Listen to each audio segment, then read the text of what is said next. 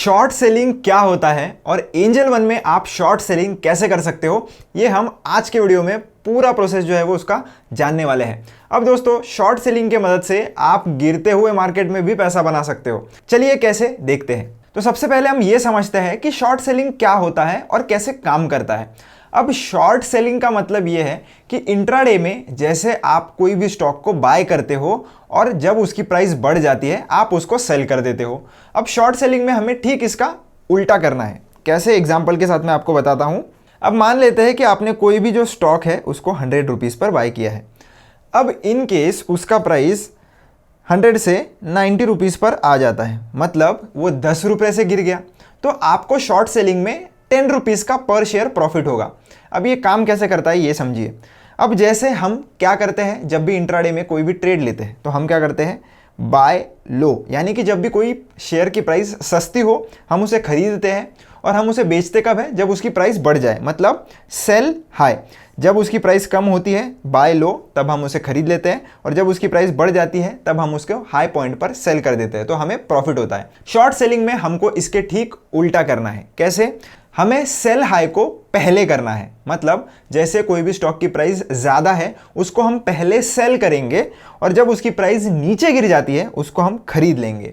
तो टोटली उल्टा प्रोसेस जब हम करते हैं उसको ही हम शॉर्ट सेलिंग कहते हैं।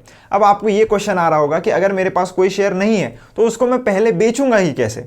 तो इंट्राडे में आपको आपका ब्रोकर अलाउ करता है कि आप शॉर्ट सेलिंग के लिए पहले कोई भी शेयर सेल कर सकते हो और उसके बाद जब उसका प्राइस नीचे गिर जाता है आप उसे बाद में खरीद सकते हो। तो जितना भी शेयर का प्राइस नीचे गिरेगा उतना ज़्यादा प्रॉफिट आपको होगा। तो कुछ इस तरीके से शॉर्ट सेलिंग काम करती है। अब इसे कैसे करना है चलिए वो देख लेते हैं।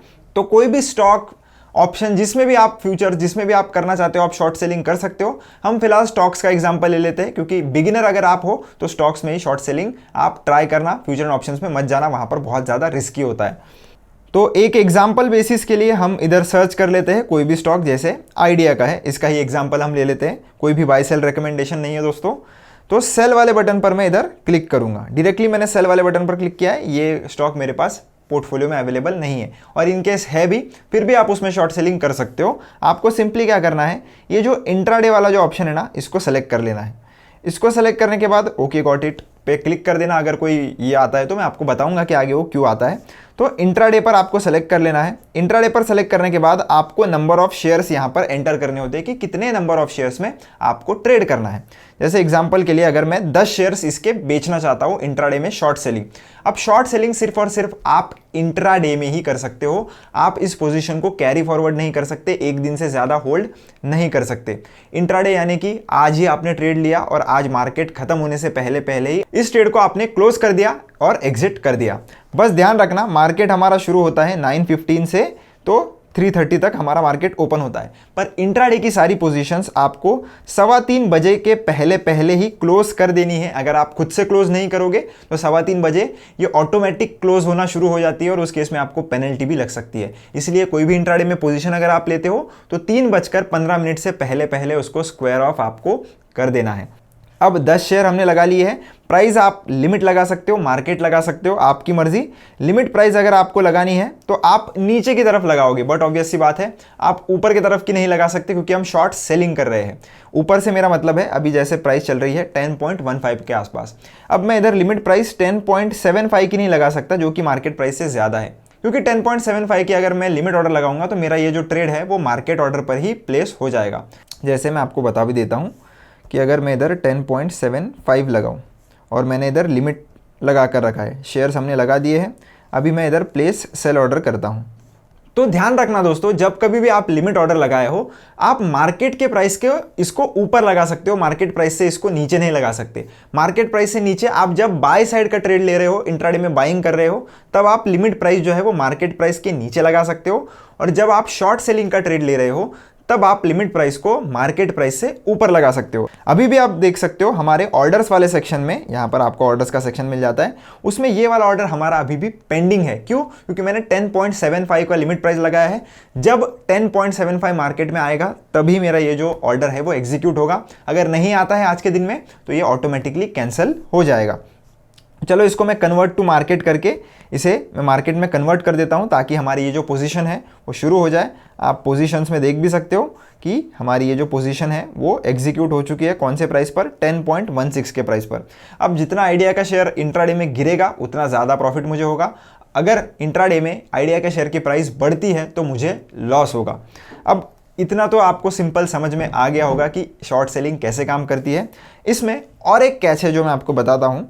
अगर मैं इसके ऊपर क्लिक करके फिर से सेल मोर में जाता हूँ तो आपको इधर देखने के लिए मिलेगा इंट्राडे ट्रेड 5x। मतलब अगर आप इंट्राडे में शॉर्ट सेलिंग करते हो या इंट्राडे में अगर आप बाय भी करते हो तो आपको 5 गुना का मार्जिन मिल जाता है। यानी कि अगर आपको 5 शेयर खरीदने हैं तो आपको सिर्फ एक ही शेयर का मार्जिन देना पड़ता है, बाकी के जो 4 शेयर है उनका पैसा आपको आपका ब्रोकर देता है।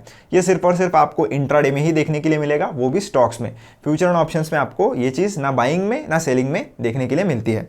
तो आप हमेशा ध्यान रखना कि आपको लीवरेज मिल रहा है तो आपकी क्वांटिटी आप बढ़ा सकते हो, पर उसमें आपका रिस्क भी बढ़ जाता है। नो डाउट आपको जब प्रॉफिट होगा वो भी ज़्यादा होगा, पर जब लॉस होगा वो भी ज़्यादा होगा। तो हमेशा अपना रिस्क रिवॉर्ड जो है वो कैलकुलेट कर लेना, अपना रिस्क पोटेंशियल कितना है, रिस्क एपेटाइट कितना है, उतना देख लेना और उसी के बाद जो है वो आप आपकी क्वांटिटी डिसाइड कर सकते हो। चैनल पर आपको क्वांटिटी कैसे डिसाइड करनी है उसका वीडियो मिल जाएगा। अगर कोई डाउट है तो वो वीडियो ज़रूर चेकआउट कर लेना। हमने तो ट्रेड अभी ले लिया है, वो ट्रेड को एग्जिट कैसे करना है वो भी सीख लेते हैं। तो ट्रेड हमारा यहाँ पर चल रहा है, इसको अगर आपको क्लोज करना है, एग्जिट करना है, तो आपको सिंपली इधर एक बटन मिल जाता है एग्जिट एट मार्केट का, तो आप उसके ऊपर क्लिक कर सकते हो। और जैसे ही आप कंफर्म पर क्लिक करोगे ये तुरंत आपका जो शेयर है वो मार्केट प्राइस पर एग्जिट हो जाएगा। आपको चाहिए तो आप लिमिट प्राइस पे भी कर सकते हो। आपको सिंपली एक बार इसके ऊपर क्लिक करके इधर आपको एग्जिट का ऑप्शन मिल जाता है, उसके ऊपर क्लिक करके आपके सामने जो हमारा डैशबोर्ड है नॉर्मल लिमिट और मार्केट वाला वो ओपन हो जाता है। वहाँ पर लिमिट सेलेक्ट करके आप आपकी मन पसंदीदा प्राइस डाल सकते हो जो एज अ टारगेट एक्ट करेगी आपकी। मतलब जो भी प्राइस आप लगाओगे वो आपका एज अ टारगेट ऑर्डर पकड़ा जाएगा। तो जब तक वो प्राइस नहीं आएगा आपका ये जो पोजीशन है वो एग्जिट नहीं होगा। तो लिमिट में करना है आप लिमिट में कर सकते हो, मार्केट में करना है आप मार्केट में कर सकते हो। होप आपको समझ में आ गया होगा कि कैसे हम एंजल वन में इंट्राडे में शॉर्ट सेलिंग कर सकते हैं। बस इन बातों का ज़रूर ध्यान रख लेना कि कोई भी पोजीशन को आपको 3:15 के पहले पहले एग्जिट करना है, और अगर आप नहीं करते हो तो वो ऑटोमेटिकली एग्जिट हो जाएगा। अगर आपकी पोजीशन प्रॉफिट में हो तो वेल एंड गुड, नहीं हो लॉस में हो फिर भी वो बुक होने ही वाला है। अगर आपको कोई भी डाउट है इसके रिगार्डिंग तो आप कमेंट सेक्शन में मुझसे ज़रूर पूछ सकते हो। मिलता हूँ आपसे नेक्स्ट वीडियो में। धन्यवाद।